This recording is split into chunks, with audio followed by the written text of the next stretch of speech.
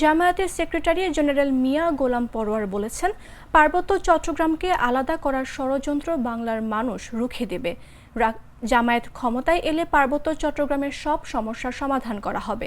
শনিবার বিকেলে বান্দরবন বাজার মাঠে জামায়াতের কর্মী ও সুধী সমাবেশে তিনি এসব কথা বলেন। মিয়া গোলাম পরোয়ার বলেন, আগামী নির্বাচনে অর্ধেকেরও বেশি আসনে সৎ দেশপ্রেমিক যোগ্য ব্যক্তিকে নির্বাচিত করতে হবে। তবে নির্বাচনের আগে রাষ্ট্রের ন্যূনতম অর্গানগুলো সংস্কার করতে হবে। অনেক লোক এই পার্বত্য জেলাগুলোতে বাস করে, তারা আমাদের ভাই, একই দেশের নাগরিক। আমরা তাদেরকে বাংলাদেশি বলি।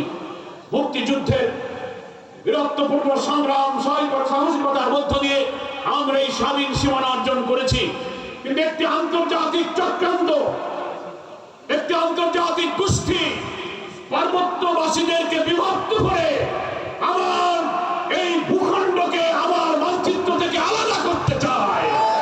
সেই ষড়যন্ত্র পার্বত্যবাসী সহ বাংলার মানুষ কোনোদিন পূরণ হতে দেবে না।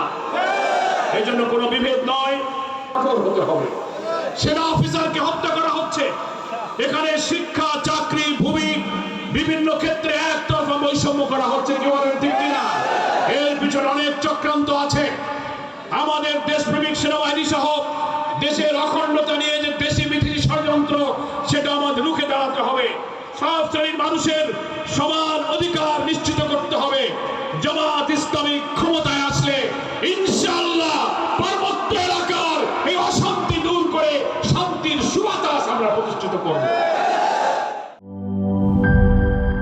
বান্ডেল থাকলে প্রতি সেনমানিতে টাকা বাঁচবে। বিকাশ সেনমানি বান্ডেল কিনে জিতুন প্রতি লেনদেনে।